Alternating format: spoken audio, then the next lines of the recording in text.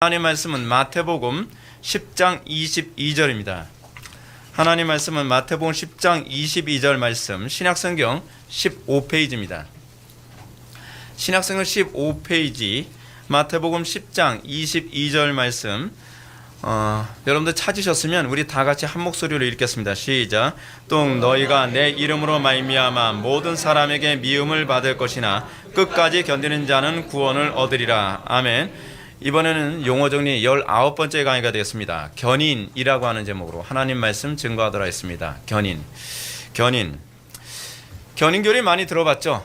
못 들어본 사람들도 많습니다. 우리 교회 교인들은 맨날 설교 시간마다 수시로 듣는 얘기가 견인이라서 이제는 새롭지도 않지만, 이 용어는 한국교회 안에서 잘 알려지지도 않았고, 그리고 한국교회에서 굉장히 오해가 많은 교리임의 사실입니다.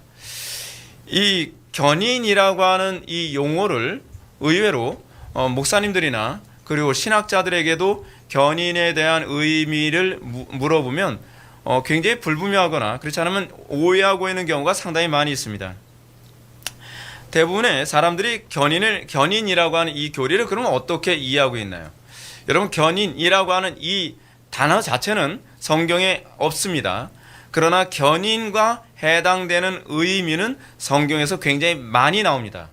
이거를 이해하기 쉽도록 견인이라고 하는 용어를 만들었을 뿐이지 이 견인이 성경에 없는 건 아닙니다. 그러면 이 견인에 대해서 대부분 사람들이 오해하고 있는 개념이 무엇입니까? 대부분 사람들이 견인이라고 하는 용어를 하나님께서 택한 백성들을 끝까지 보호해 주신다, 끝까지 이끌어 주신다, 뭐 그런 식으로 주로 이해하고 있습니다. 물론 이 말 자체가 틀렸다는 건 아닙니다. 그러니까 결론적으로 얘기하면 맞는 얘기인데, 이게 이 개념적으로 얘기했을 때는 불충분하다는 것이 문제고, 그리고 오해의 소지가 많게 이 용어를 이해하고 있다는 것이 문제입니다. 그래서 이 표현 속에는 은연중에 무율법주의가 내포되어 있는 것처럼 이해할 수 있습니다. 그러니까 무슨 얘기예요? 내가 한번 예수 믿었으면 내가 어떻게 살아도, 내가 죄악을 범하면서 살아도 내가 천국 가는데 지장이 없다는 얘기입니다. 이런 식으로 많은 사람들이 이해를 해요. 다시 말해서 하나님은 택함 받은 성도가 어떻게 해도 결국은 천국에 가도록 이끌어 주신다, 뭐 이런 식으로 이 견인 교리를 이해합니다. 실제로 많은 사람들이 그렇게 이해하고 있습니다. 그래서 존 머리라고 하는, 제가 좋아하는 이 머리가 좋은 이분은 이렇게 얘기했습니다. 이 교리의 핵심적인 내용은 신자의 안전보장이란 말로 표현할 수 있는 그런 것에 있지 않다. 우리는 이 교리를 자꾸 신자의 안전보장이라는 개념으로 자꾸 이해한단 말이에요. 막 살아도 천국 가는데 안전이 보장됐다, 뭐 이런 식으로 이해하는 경향이 많이 있다는 거죠. 그래서 머리 교수는 계속 이렇게 얘기합니다. 신자가 신앙 이후의 생활 가운데 아무리 죄에 빠진 생활 상태에 있어도 안전하다고 말하는 것은 바로 그 주장으로 말미암아 그리스도를 믿는 신앙을 헛된 것으로 만들고 하나님의 은혜를 세격거리로 만드는 결과가 된다.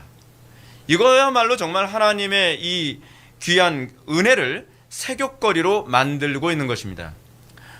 아니, 하나님께서 우리에게 구원을 보장시켜줬으니까 이제는 막 살아도 된다? 이것만큼 하나님의 은혜를 모독하는 것이 어디 있습니까? 이것 때문에 많은 사람들이 기독교를 비난합니다. 그러니까 문제가 뭐냐면요, 어설프게 아는 게 항상 문제입니다. 알려면 제대로 알아야 되고, 그리고 무엇을 안다고 하면 내가 제대로 알고 있는지를 항상 점검하는 그런 태도를 견지해야 되는데, 우리나라 사람들이 가지고 있는 보편적 특징 중에 하나가 뭐냐면 건성으로 대충 알고서 알고 있다고 자꾸 착각을 하고 있다는 것이 문제입니다.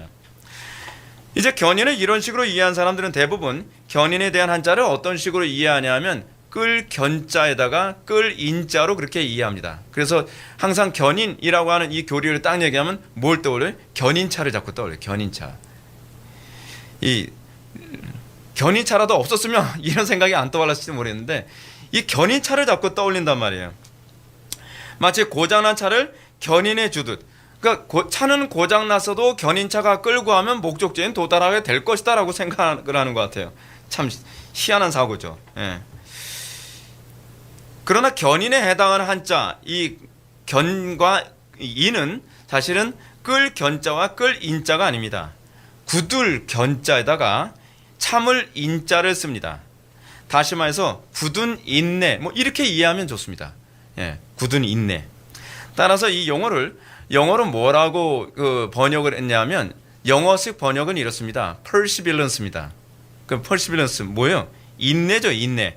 헬라어는 휘포모네라고 하는 단어를 사용하는데 헬라어 휘포모네라고 하는 단어는요, 견고히 섬, 기다림, 그리고 인내라는 의미를 가지고 있습니다. 따라서 견인이란 견고히 하나님의 약속을 기다리는 것, 그리고 혹은 하나님의 약속을 믿고 인내하며 견고하게 서는 것, 뭐 이렇게 이해할 수 있죠. 그래서 로이드 존스 목사님은 이와 괴를 같이 해서 성도의 견인 교리를 소위 성도의 끝까지 견뎌냄의 교리라고 얘기하고 있어요.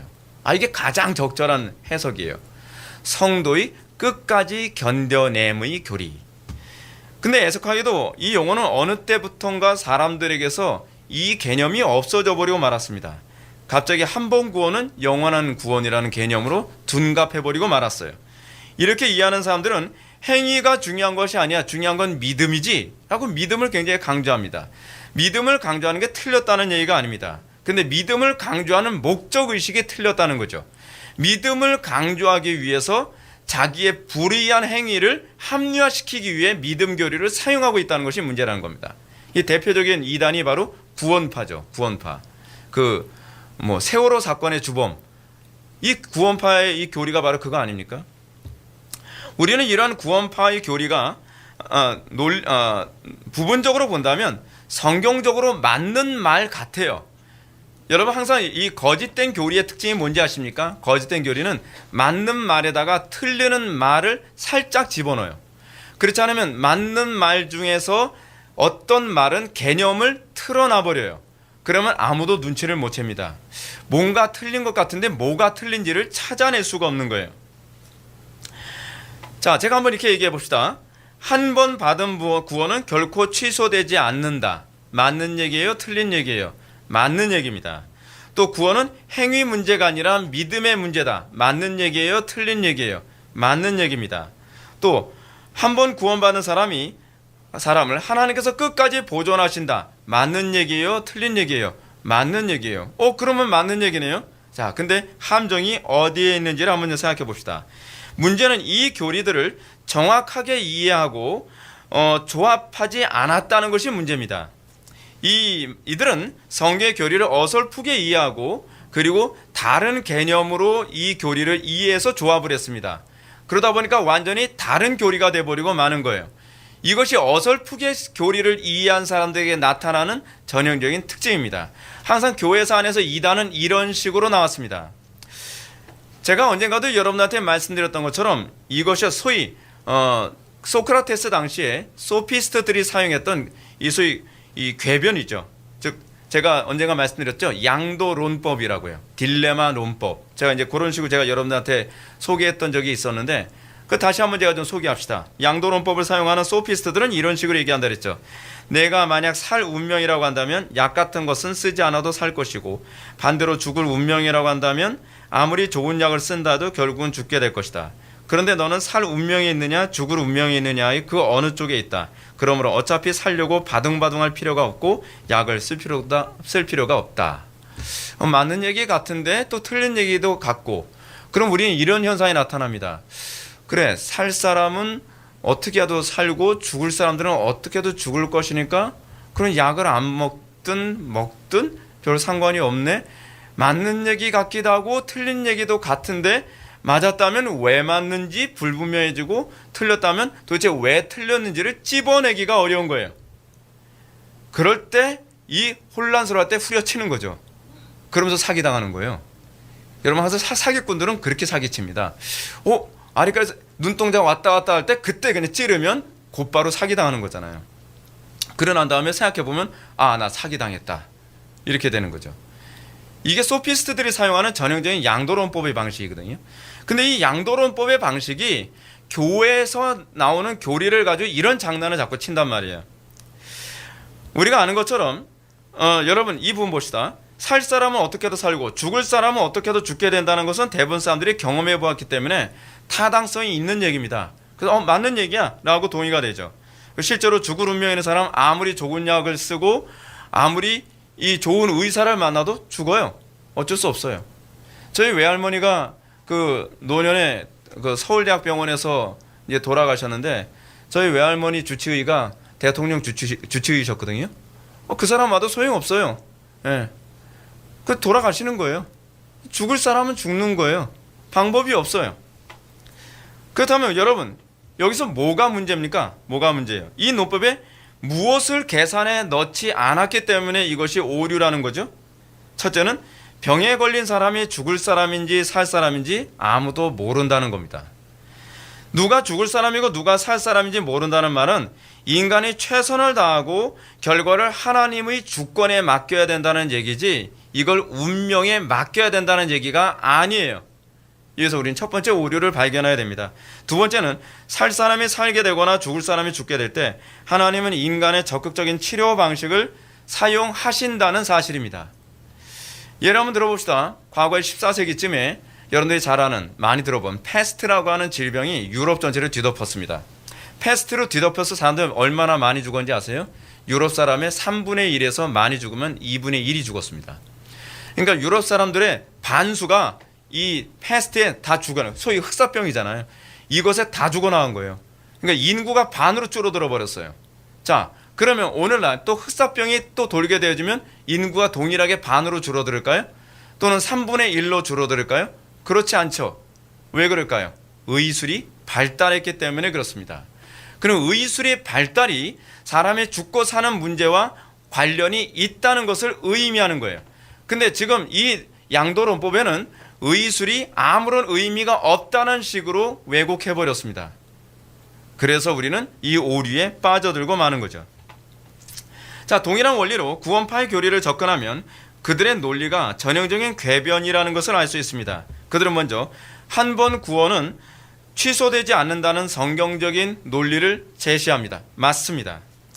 왜냐하면 구원은 단순히 강을 건넌 문제가 아니라 구원은 다시 태어난 문제예요. 다시 살아남의 문제입니다. 그렇기 때문에 다시 살아난 사람이 다시 돌아갈 수가 없어요. 구원은 내가 하나님을 선택하고 붙잡은 행위가 아니라 하나님께서 나를 선택한 문제입니다. 하나님께서 나를 선택했다는 것은 내 의지와 관계없이 구원이 결정됐다는 거예요. 그렇기 때문에 한 번 구원받은 사람이 구원에서 떨어질 수 있는 것은 내 권한이 아니라는 얘기입니다. 또 구원은 행위의 문제가 아니라 오로지 믿음의 문제라는 말도 맞는 얘기입니다. 에베소 2장 8절에서 사도 바울이 너희는 그 은혜에 의하여 믿음으로 말미암아 구원을 받았나니 이것은 너희에게서 난 것이 아니요 하나님의 선물이라 라고 가르치고 있습니다. 우리의 구원은 행위에서 난 결과가 아니라 믿음의 결과입니다. 맞는 얘기입니다. 그런데 마지막 명제가 문제입니다. 그들은 이렇게 구원을 받은 것이기 때문에 어떻게 살아도 구원이 취소되지 않는다라는 비약으로 넘어가 버립니다. 뭐가 문제죠? 여러분, 논리적으로는 맞는 것 같습니다. 그래, 구원이 취소되지 않으니까 그러면 내가 죄를 지며 살아도 천국 가는데 이제는 지장 없어졌네 라고 생각하죠. 근데 여기 문제가 뭐죠? 구원이 뭔지를 모르는 거예요. 구원을 받으면 새로운 마음을 품게 되고 구원을 받으면 죄로부터 자유케 되어진 것이 구원이라는 개념을 이 사람들은 모르고 있는 겁니다. 그러니까 구원의 개념이 뭔지 모르니까 이런 비약이 어처구니 없이 나오게 되는 겁니다. 구원받은 성도는 결코 죄 가운데 빠질 수 없고 옛적 삶을 추구할 수 없다는 것을 성경이 끊임없이 얘기하고 있습니다. 구원받지 않은 사람들이 그 개가 자기 토한 것을 거저 먹듯이 그 죄로 돌아가는 것이지, 구원받은 하나님의 백성들은 옛적 삶을 결코 즐거워할 수 없고 옛적 삶으로 돌아갈 마음이 아예 없다는 것을 전혀 모르고 있는 거예요. 여기서 논리의 비약이 나오게 되는 것입니다. 그래서 구원받은 사람에게서의 거룩한 삶은 구원의 조건이 아니고, 이 구원받은 자의 거룩한 삶은 이 사람은 하나님의 백성이라고 하는 표징일 뿐입니다.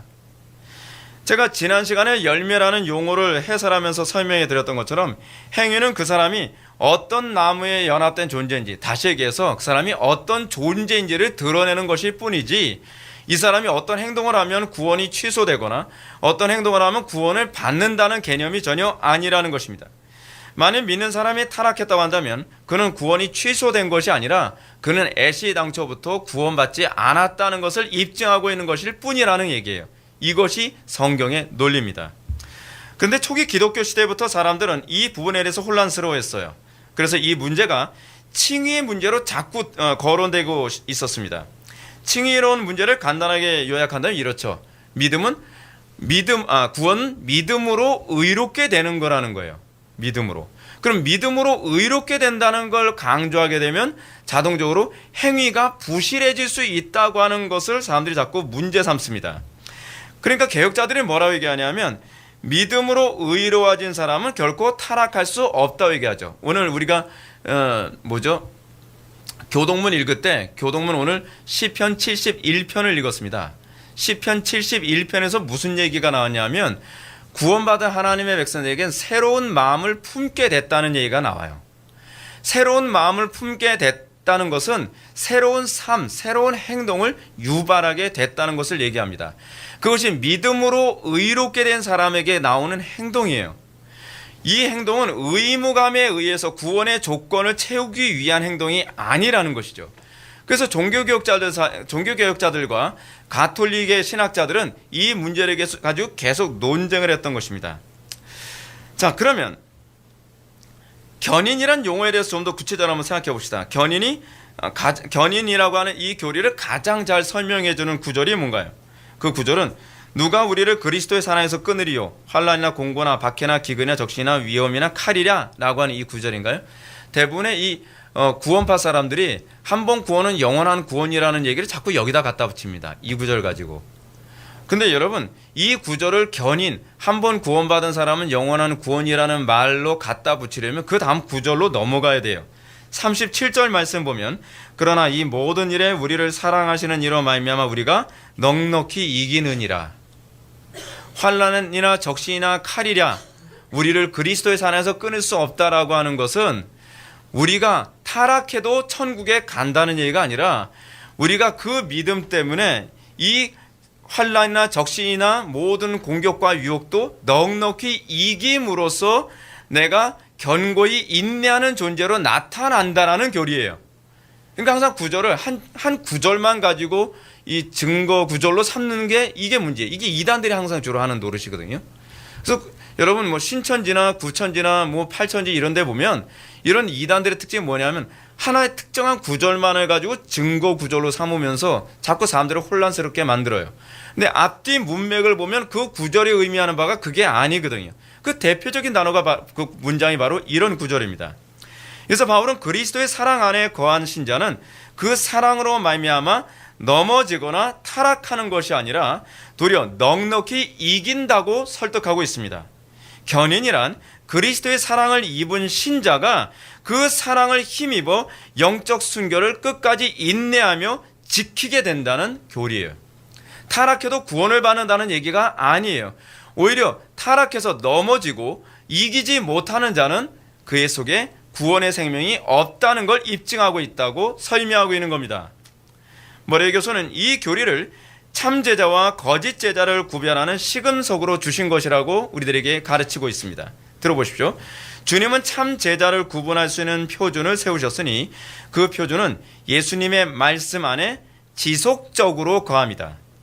참신앙의 궁극적 시험은 그리스도 안에 살며 그 말씀 안에 계속 지속적으로 거하면서 끝까지 견디는 것입니다. 여기에 그리스도인의 탁월함과 그리스도인의 아름다움이 있죠. 오늘날 기독교인들 어떻습니까? 세상의 공격과 유혹 앞에서 그냥 너무 쉽게 타협하잖아요.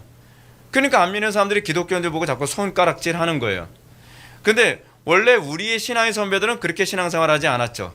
지속적인 공격과 어려움이 있어도 타협할 줄 몰랐습니다. 끝까지 그 말씀 안에 거했습니다. 말씀 안에 거했다는 것은 옳은 대로만 살았다는 얘기예요. 그것이 신자됨을 입증하는 표징이라는 거죠.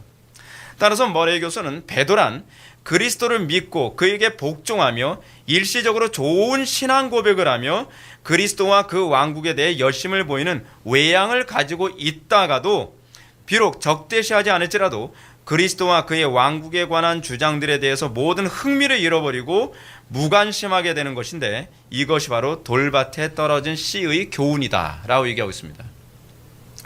위선적인 신자들, 그리고 일시적인 신자들의 특징이 무엇이냐 하면 그리스도를 믿고 그에게 복종하는 것이 일시적으로 나타나요. 좋은 신앙 고백을 하는 것 같죠. 그리고 때로는 하나님의 나라를 위해서 열심을 내는 것처럼 보이기도 합니다. 그런 외양을 보이기도 해요. 근데 문제만 생기면 행동이 달라져요. 어려움이 닥치면, 이해 득실의 문제가 생기면 언제 그랬냐는 식으로 행동이 달라진단 말이에요. 이것이 바로 배도의 전형적인 특징이라고 얘기하는 겁니다. 그러므로 견인교리를 가장 잘 설명해주는 성경 구절은 또 너희가 내 이름으로 말미암아 모든 사람에게 미움을 받을 것이나 끝까지 견디는 자는 구원을 얻으리라라는 것입니다. 끝까지 견디는 자. 이 얘기가 무슨 얘기입니까? 끝까지 견디는 자만 구원을 얻는다는 얘기입니까? 아니면 끝까지 견디는 자가 바로 구원받은 사람이란 얘기입니까? 바로 후자죠. 이게 성경의 논법이거든요. 끝까지 견디는 말씀은, 견딘다는 말씀은 그 속에 성령의 은혜가 있다는 것에 대한 명확한 증거라는 겁니다. 그래서 로이드 존스도 뭐라고 얘기하냐면 성도의 견인교리야말로 신자들의 구원을 확신케 하는 가장 강력한 교리다라고 얘기합니다. 이제 우리는 견인교리가 처음 예수를 믿게 될 때부터 시작해서 주님 앞에서는 그날까지 신자의 정체성을 규정하는 가장 명확한 교리라는 점을 살펴보고 이제 말씀을 좀 정리하고자 합니다. 먼저 신자는 처음 구원을 받게 될 때 주님을 끝까지 붙들게 됨으로 구원을 받게 됩니다. 여러분, 신자가 어떻게 구원을 받는지 아십니까? 처음에 구원을 받을 때 견인부터 시작합니다. 신자 회심은 견인부터 시작돼요. 예를 들어서 12해 동안 혈유병 앓았던 여인이 어떻게 그 여인이 구원을 받죠? 끝까지 견디고 그리스도를 붙잡음과 동시에 내 믿음이 너를 구원하였느니라 라고 합니다. 가나안 여인이 구원을 받을 때 어떻게 구원을 받습니까? 그냥 가만히 넋놓고 있더니 구원을 받았습니까? 아니죠. 끝까지 견디면서 그리스도를 붙잡을 때 구원을 받았습니다. 자, 이것을 잘 가르쳐주는 구절이 있습니다. 구하고 찾고 두드리라는 것입니다. 하물며 너에게 성령을 선물로 주지 않겠느냐. 이건 뭘 얘기하는 거죠? 견인과 구원에 관한 문제를 얘기하는 겁니다. 끝까지 구하고 찾고 두드리는 자가 성령을 선물로 받는 겁니다. 우리는 넋놓고 있다가 영접기도 어느 날 얼떨결에 하고 나면 구원받는 거라고 생각하다 보니까 성경이 도대체 무슨 얘기를 하는지 도무지 몰라요. 성경이 여러분, 우리가 이렇게 넋놓고 얼빠진 상태에서 구원받는 것처럼 그렇게 얘기하는 구절이 없습니다. 심각하게 고민하고 그러는 가운데 그리스도를 간절히 인내하며 붙드는 사람에게만 구원이 주어지는 거예요. 이것을 뭐라고 얘기하냐면 누구든지 주의 이름을 부르는 자는 구원을 얻으리라는 말이 바로 이것에 대한 함축어입니다. 구원과 인내의 문제는 여기서 끝나지 않습니다. 예수님은 제자들에게 종말에 있을 큰 환난을 예언하시면서 끝까지 견디는 자는 구원을 얻으리라고 말씀하셨습니다. 흥미로운 점은 예수님께서 이 경고를 주시면서 구원을 이미 받은 성도들에게 안심하라라고 얘기하고 있지 않다는 거예요. 그래서 이 얘기는 제자들에게 준 말입니다. 오히려 이 견인 교리를 통해서 신자들 또 제자들로 하여금 계속적으로 긴장하도록 촉구하고 있습니다. 이 부분을 좀 더 분명하게 이해하기 위해서 마태복음 24장 8절부터 13절까지의 말씀 한번 좀 보실까요? 여러분도 한번 좀 찾아보십시오. 마태복음 24장 8절부터 13절까지 말씀 보시겠습니다. 제가 한번 읽어볼게요. 이 모든 것은 재난의 시작이라. 그때 사람들이 너희를 환난에 넘겨주겠으며 너희를 죽이리니 너희가 내 이름 때문에 모든 민족에게 미움을 받으리라. 그때 많은 사람이 실족하게 되어 서로 잡아주고 서로 미워하겠으며 거짓 선지자가 많이 일어나 많은 사람을 미혹하겠으며 불법이 성함으로 많은 사람의 사랑이 식어지리라. 그러나 끝까지 견디는 자는 구원을 얻으리라. 끝까지 견딘다는 게 쉬운 얘기라는 거예요? 어려운 얘기라는 거예요? 굉장히 어려운 얘기라는 거죠. 그건 우리의 힘으로 끝까지 인내할 수 있는 문제가 아니라는 겁니다. 제가 목회를 17년 하면서 느끼는 게 그렇게 인내심이 많은 신자들을 별로 못 봤습니다. 하나님 말씀대로 살라고 조금 제가 인내를 요구하면 그냥 등 돌려버리고 말아요. 그건 신앙이 아닙니다. 우리는 구원 받을 때 우리는 인내함으로 우리는 그 구원에 참여했습니다. 그리고 신자는 끊임없이 이 땅에서 끝까지 견디는 자로 규정되어집니다. 여러분들 삶 속에 수많은 환난, 시험, 어려움, 도전이 옵니다. 그것에 대해서 성도들은 끝까지 인내하며 열매를 맺을 때까지 인내하는 삶을 살아갑니다. 그래서 그가 신자됨에 대한 정체성을 드러냅니다. 그런 방식으로 성도들은 삶 속에서 소금과 빛의 역할을 감당하는 것이죠. 세상에 어둠이 몰려오고 세상에 죄악이 몰려오고 세상에 수많은 공격이 온다 할지라도 끝까지 인내하며 그 죄악과 싸우는 가운데에 그러면서 신자됨을 드러내는 거예요. 거기에 신자됨의 결인결의가 나타나는 것입니다. 우리는 예수님의 이 예언이 어떤 사람에게 위로가 되고 어떤 사람에게는 두려움이 됐을 것이다 라는 것을 생각해 봐야만 합니다. 예를 들어서 어떤 사람에게 위로가 되겠습니까? 날마다 삶 속에서 하나님의 말씀대로 살아가는데 인내케 되어지는 은혜를 경험한 사람들, 그 사람들은 그래, 그 환난이 와도 또 인내케 해주시겠지, 끝까지 인내하게 해주실 거야 라고 하는 믿음과 소망을 갖겠죠. 그러나 문제는 삶 속에서 한 번도 인내해 본 적이 없어요. 어려운 일 있으면 피해 다니고, 어려운 일 있으면 타협하고, 어려운 일 있으면 잔꾀 굴리고, 이런 사람들은 이 문제 생겼을 때 어떤 두려움을 느끼겠습니까?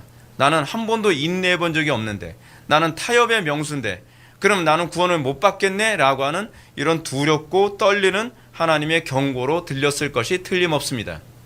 그래서 제가 여러분한테 끊임없이 얘기하는 것이 뭐냐면 성령 안에서 인내하는 법을 배우라는 것입니다. 하나님의 말씀이 이거다 라고 해야 되면 끝까지 인내케 하시는 하나님의 은총을 여러분들은 구해야 된다는 사실입니다.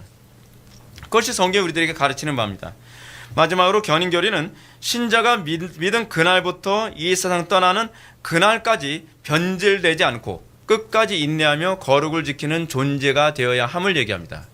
그러니까 우리의 인내는 굉장한 인내입니다. 우리는 처음 예수 믿을 때서부터 죽을 때까지 인내하는 존재입니다. 그래서 성도는 변질되지 않습니다. 참된 성도는 점점 성화되어져 갑니다. 점점 더 거룩해져 갑니다. 그래서 점점 더 나이가 들어갈수록 그의 거룩함이 깊어져 갑니다. 그것이 구약과 신약에 나오는 우리의 신화의 선배들의 모습입니다. 우리 힘으로 할 수가 없죠. 할 수가 없어요.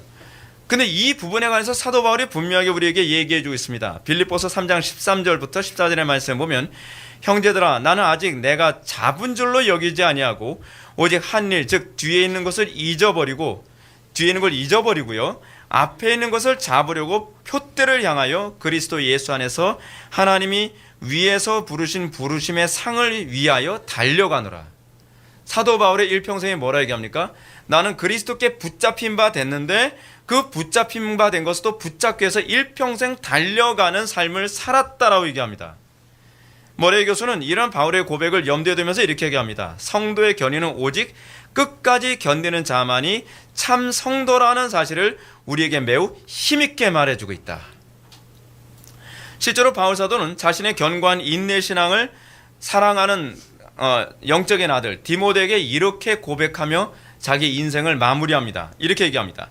나는 선한 싸움을 싸우고 나의 달려갈 길을 마치고 믿음을 지켰으니 이제후로는 나를 위하여 의의 면류관이 예비되었으므로 주 곧 의로우신 심판장이 그 날에 내게 주신 것이며 내게만이 아니라 주의 나타나심을 사모하는 모든 자에게도니라 라고 얘기하고 있습니다. 사도 바울이 뭐라 얘기합니까? 나 왕년에 이랬는데 그 얘기 안 합니다.